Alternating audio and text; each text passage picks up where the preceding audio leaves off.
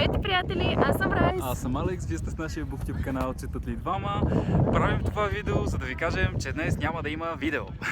Да, дойдохме до Цари Мали град, защото времето е страхотно. Просто тематичното ни неделно видео няма да го има днес, извиняваме се.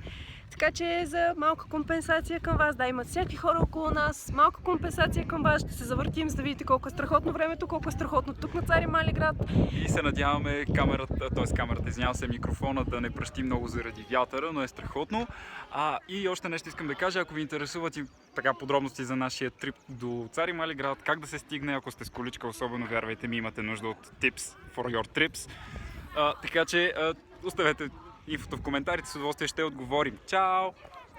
Аз няма ви казвам чао, защото ще се въртя, така че...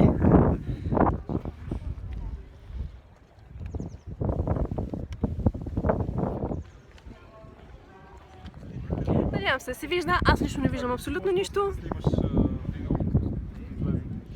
Аз лично не виждам абсолютно нищо, какво снимам, надявам се да се вижда. Тук е страхотно, хванете се, елате, селото е Белчин. Крепостта е Цари Мали град, на 50 км от София, страхотно е, малко духа, затова от мен чао! Приятно четене на всички, които днес са решили да четат, а не да са някъде навън като нас. Чао!